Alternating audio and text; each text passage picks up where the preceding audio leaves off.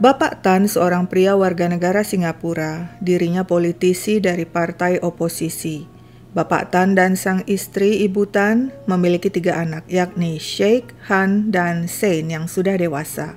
Pada tahun 2001, Bapak Tan berkunjung ke kampung halamannya di sebuah desa di Fujian, Provinsi Fujian, China. Tujuannya tidak hanya sekedar berlibur, tapi juga untuk mencarikan jodoh bagi anak laki-lakinya, Sheikh. Bapak Tan menemukan seorang gadis yang cocok, kelahiran 1982 bernama Wu Yunyun yang berasal dari keluarga petani sederhana. Yunyun anak kedua dari 3 bersaudara. Wajahnya cukup manis. Meski pendidikannya tidak tinggi, hanya drop out sekolah kejuruan, tidak masalah. Bapak Tan pun mendatangi orang tua Yunyun dan menyampaikan lamaran secara resmi. Orang tua Yunyun menyambut gembira. Tak pernah terbayangkan mereka akan mendapatkan menantu dari keluarga politisi di Singapura yang tentunya terpandang dan berkecukupan. Bagi mereka, ini merupakan suatu kebanggaan. Tapi tidak bagi Yunyun. Ketika dia tahu orang tuanya menjodohkannya dengan pria yang tidak dikenalnya, Yunyun menolak. Dia bilang masih ingin bekerja. Meski gajinya tidak besar, saat itu dia menikmati pekerjaannya sebagai operator telepon. Lagi pula dia tengah dekat dengan seorang pria, rekan kerjanya. Kepada ibunya, Yunyun mengatakan, "Aku ragu perjodohan akan membuatku bahagia. Aku tidak mau menikah dengan pria yang tidak kukenal dan bukan pilihanku."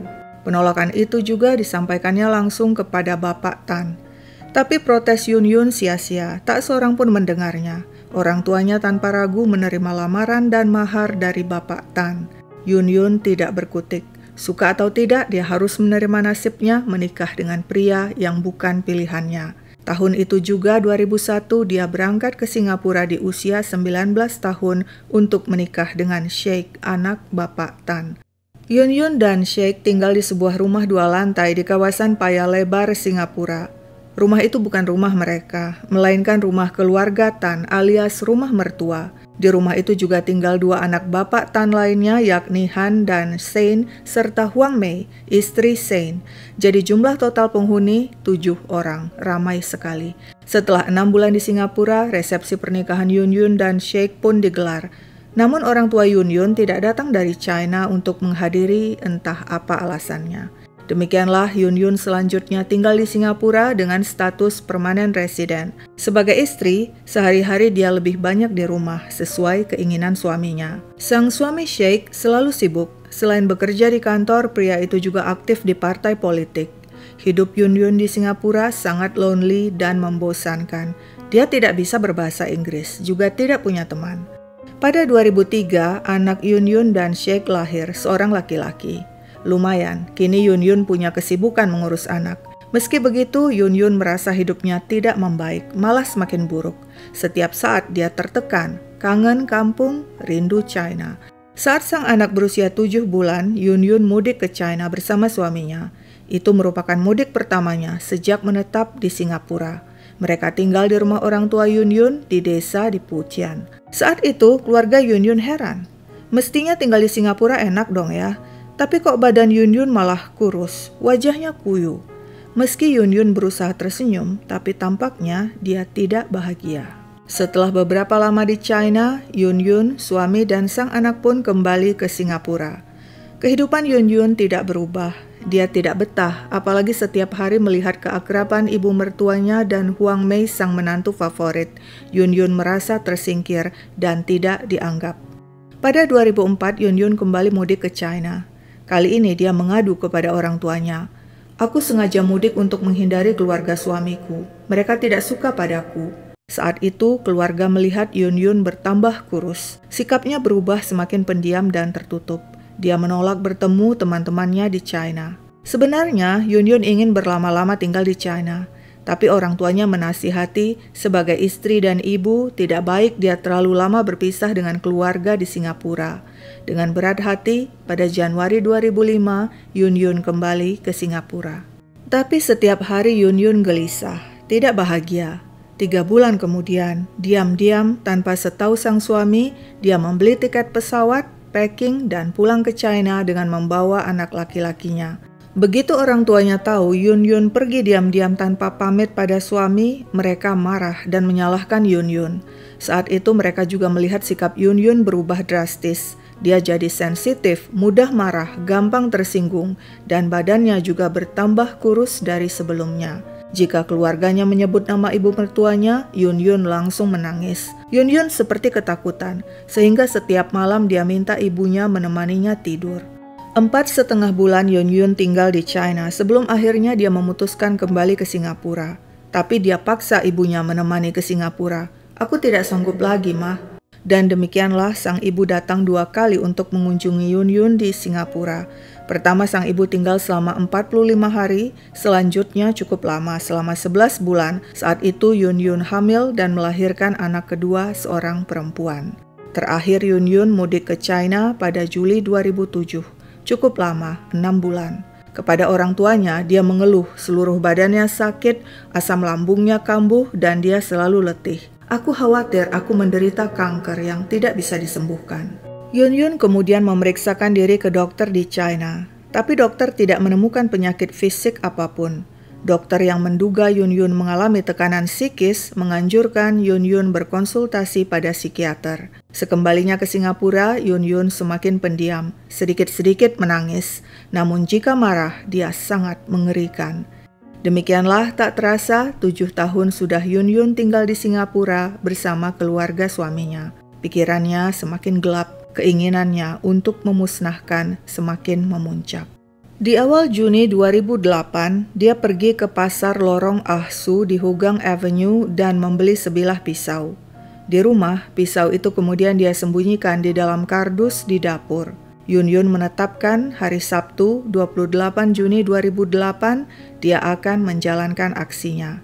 Dan demikianlah Jumat 27 Juni sehari sebelum hari H, Yun Yun bersiap-siap. Dia pindahkan pisau dari kardus di dapur ke dalam lemari kamarnya di lantai 2. Lalu dia tidur sekitar pukul 10 malam. Besok akan jadi hari paling berdarah bagi keluarga Tan. Begini ceritanya. Sabtu 28 Juni, Yun Yun bangun pukul 5:30 pagi. Seisi rumah masih terlelap. Dia ambil pisau dari dalam lemari, lalu melangkah menuju kamar tidur adik iparnya Sein dan sang istri Huang Mei. Pintu kamar tidak dikunci sehingga dengan mudah Yun Yun masuk. Di atas tempat tidur dia lihat Huang Mei tidur bersama anak laki-lakinya yang baru berusia 2 bulan. Sedangkan Sein tidur di kasur yang ditaruh di dekat balkon. Yun Yun melangkah mendekati Huang Mei, memanggil wanita itu, lalu menikam lehernya 2 kali dengan pisau. Huang Mei terbangun, menjerit kesakitan. Pada saat yang sama, suaminya Sein juga ikut terbangun. Yun Yun tidak membuang waktu. Dia langsung menyerang Sein dan menikam pria itu 2 kali di dada dan 1 kali di perut. Sementara itu Huang Mei segera keluar kamar minta tolong. Seisi rumah bangun, termasuk Sheikh, suami Yun Yun. "Istrimu menikam kami," kata Huang Mei pada Sheikh. Sheikh langsung menuju kamar tidur adiknya. Tampak Sein sudah tidak berdaya, terkapar bersimbah darah. Sheikh langsung menelpon polisi. Sementara itu Yun Yun dengan membawa jaket, payung, dan dompet turun ke lantai bawah mencoba kabur. Melihat hal itu, sang mertua Ibu Tan mencoba menghalangi, tapi Yun Yun berhasil kabur dengan melompati pagar belakang rumah. Sambil berlari, dia buang pisau ke selokan. Tak lama kemudian petugas paramedis tiba di rumah keluarga Tan. Mereka membawa Sein dan sang istri Huang Mei ke rumah sakit Tan Tock Seng. Sungguh malang, Sein dinyatakan meninggal dunia, sedangkan sang istri Huang Mei selamat meskipun harus menjalani operasi. Lalu di mana Yun Yun? Wanita itu berjalan kaki menuju Serangoon Shopping Center. Di sana, di belakang gedung, dia bersihkan tubuhnya yang penuh bercak darah dengan air keran. Setelah mengganti pakaiannya yang bernoda darah dengan jaket yang dibawanya, dia naik bus ke Toa Payoh Sentral. Di sana dia buang kaos penuh bercak darah juga kaos kaki yang dikenakannya. Yun Yun berjalan tak tentu arah. Hingga kemudian seorang pejalan kaki memberitahu, "Belakang celanamu sobek."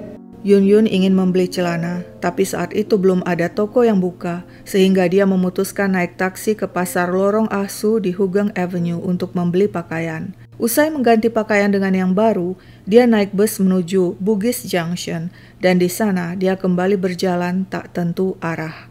Pukul 12.15 siang, Yun Yun yang putus asa akhirnya menelpon sang suami Sheikh lewat telepon umum. "Aku akan bundir." Sheikh membujuk agar Yun Yun tidak melakukan tindakan bodoh itu. Dia mohon Yun Yun menyerahkan diri. Yun Yun akhirnya menurut. "Aku di Perpustakaan Nasional, datanglah." 1 jam kemudian, Sheikh tiba di perpustakaan di Victoria Street bersama polisi yang langsung meringkus Yun Yun. Sementara itu, Huang Mei setelah dirawat beberapa hari di rumah sakit diperbolehkan pulang. Suaminya Sein dimakamkan awal Juli di pemakaman Chua Chu Kang.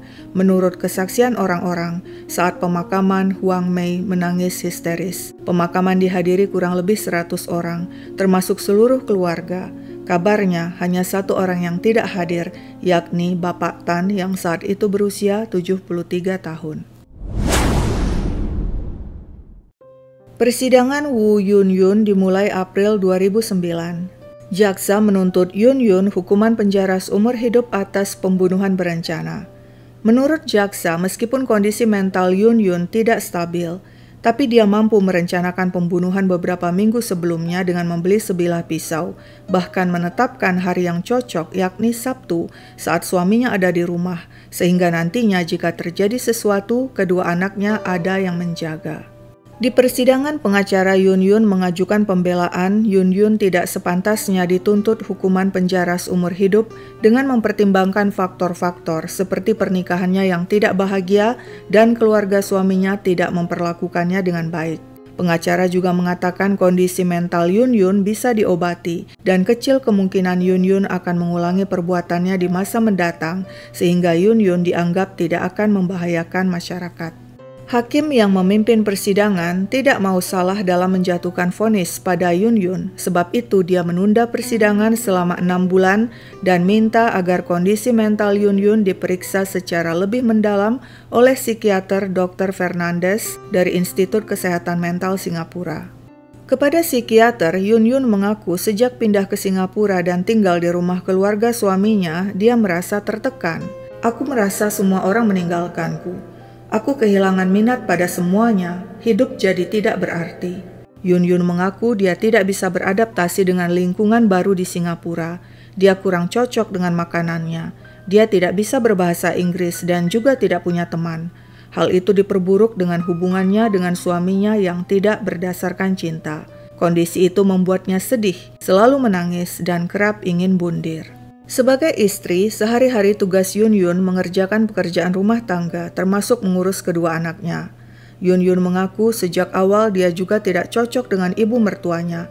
Dia merasa ibu mertuanya lebih sayang pada Huang Mei, si menantu favorit. Meski Yun Yun dan Huang Mei sama-sama berasal dari China, keduanya tidak cocok. Yun Yun merasa ibu mertuanya bersekongkol dengan Huang Mei, selalu mengejek, menghardik, dan menertawakannya. Berbeda dengan Yun Yun yang berkutat di rumah, ibu mertuanya dan Huang Mei punya kesibukan di luar rumah sebab mereka bekerja. "Aku benci harus tinggal di rumah. Aku tidak bahagia." Demikian kata Yun Yun pada psikiater Dr. Fernandes. "Semua orang di rumah membuatku tidak bahagia. Huang Mei juga ibu mertuaku. Mereka sangat licik. Mereka sering mengatakan sesuatu yang menyakiti hatiku." Ketika Dr. Fernandes menanyakan hal itu kepada Sheikh, suami Yun Yun, pria itu membenarkan ibunya memang lebih dekat dan lebih menyukai Huang Mei. Ketika kemudian Huang Mei akhirnya hamil, semua perhatian tertuju padanya. Ibu kandung Huang Mei juga datang dari China untuk menemaninya. Kecemburuan Yun Yun pada Huang Mei semakin menjadi-jadi. "Kehidupan Huang Mei dan suaminya begitu mulus, sedangkan aku, suamiku bersikap dingin padaku," ratap Yun Yun pada Dr. Fernandes.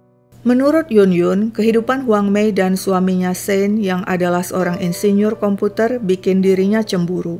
Dia tidak sanggup setiap hari melihat keduanya bahagia, sehingga keinginannya untuk mencelakai pasangan itu semakin kuat. Tapi mengapa Yun Yun tidak mencelakai ibu mertuanya yang menurutnya tidak sayang padanya? Menurut Yun Yun, dia sengaja tidak mencelakai ibu mertuanya, agar ibu mertuanya tetap hidup dan merasakan betapa menderita kehilangan orang yang disayang. Dan sepertinya keinginan Yun Yun terkabul sebab sang ibu mertua mengalami kesedihan berkepanjangan setelah kematian sang anak Sein. Setelah evaluasi kondisi mental Yun Yun rampung, pada November 2009 akhirnya hakim menjatuhkan vonis pada wanita itu. Meskipun perbuatan Yun Yun telah mengakibatkan 1 korban jiwa dan 1 korban luka-luka, menurut hakim tidak selayaknya Yun Yun mendapatkan vonis penjara seumur hidup karena beberapa faktor antara lain kondisi mentalnya. Hakim pun menjatuhkan vonis 16 tahun penjara pada Yun Yun yang saat itu berusia 27 tahun. Menanggapi vonis itu, Wang Mei dan sang ibu mertua tidak puas. Mereka ingin hukuman yang lebih berat bagi Yun Yun. Mereka mohon agar jaksa penuntut mengajukan banding agar hukuman Yun Yun diperberat, namun jaksa menolak permohonan itu. Wang Mei dan ibu mertua membantah telah memperlakukan Yun Yun dengan buruk. Sang mertua juga tidak mengizinkan anak-anak Yun Yun menjenguk wanita itu di penjara. Pada tahun 2010, Wang Mei dan ibu mertua kembali mengajukan mosi kepada Kejaksaan Agung, namun lagi-lagi ditolak. Bagaimana sebenarnya kehidupan keluarga Tan yang ramai-ramai tinggal dalam satu rumah itu? Menurut tetangga, Bapak Tan sebenarnya sudah lama pindah dari rumah itu ke tempat lain. Sedangkan menurut mereka, Yun Yun wanita pendiam dan bertubuh kurus. Sebelum tragedi pada Jumat siang, seorang pemilik kedai kopi langganan Yun Yun yang lokasinya dekat dengan rumah keluarga Tan melihat Yun Yun makan siang sendirian. Dia makan sepiring nasi ayam seharga $2.50. Yun Yun rutin datang ke kedai kopi itu setiap minggu 3 hingga 4 kali. Terkadang sendirian, terkadang bersama kedua anaknya. Kalau datang, dia biasanya senyum dan menyapa, "Halo," suaranya pelan. Warga sekitar mengatakan kakak beradik Sheikh dan Sein juga normal dan baik-baik saja. Mereka ramah, sopan, sebab itu kami terkejut ketika tragedi itu menimpa keluarga Tan. Namun lain lagi menurut seorang tetangga. Keluarga Tan tidak dekat dengan tetangga. Kalau bertemu kami hanya saling mengangguk. Tak seorang pun mau berhubungan dengan orang-orang yang suka bertengkar. Tetangga-tetangga lainnya juga membenarkan anak-anak keluarga Tan sering bertengkar dengan orang tua mereka, bapak dan ibu Tan. Mereka menempati rumah itu lebih dari 20 tahun, bahkan sebelum mereka menikah. Kakak beradik itu selalu bertengkar, saling berteriak dengan orang tua mereka. Bahkan beberapa tahun lalu ayah mereka, Bapak Tan, pindah ke tempat lain setelah anak-anak mereka menikahi wanita-wanita yang berasal dari China daratan. Kabarnya Bapak Tan tidak cocok dengan kedua menantu perempuannya. Menurut tetangga, ketika kemudian anak-anak Tan menikah dan punya anak, pertengkaran masih terus terjadi. Sepertinya pertengkaran adalah bagian dari hidup mereka. Bahkan tengah malam mereka bertengkar sehingga mengganggu tidur tetangga. Aksi pidana yang dilakukan Yun Yun pada akhirnya menimbulkan penyesalan yang amat sangat pada sang ayah Wu Jinqi yang berusia 50-an. Wu Jinqi bersama anak laki-lakinya yang berusia di awal 20-an turut hadir selama persidangan Yun Yun. Kepada pers, Wu Jinqi mengatakan, secara teratur dari dalam penjara Yun Yun mengirim 2 surat setiap bulannya, satu untuk keluarga di China dan satunya lagi untuk anak-anaknya di Singapura. Yun Yun minta agar kami jangan mengkhawatirkan dirinya. Dia juga bilang sangat rindu pada kedua anaknya. Sang ayah Wu Jinqi mengaku dirinya sangat menyesal telah menikahkan anak perempuannya dan pindah ke Singapura. Dia tidak tahu betapa sedih kehidupan Yun Yun di Singapura tinggal bersama keluarga Tan sehingga akhirnya nekat melakukan aksi brutal. Namun Wu Jinqi yakin kondisi anaknya akan membaik di penjara. Dia akan sabar menunggu kebebasan sekaligus kepulangan sang anak Yun Yun nantinya ke China. Jika Yun Yun secara penuh menjalankan vonisnya, maka tahun lalu 2024 dia telah bebas dan kembali ke China dengan status single. Sebab pada April 2011 sang suami Sheikh telah menceraikannya. Sekian dulu ceritaku, sampai jumpa kapan-kapan.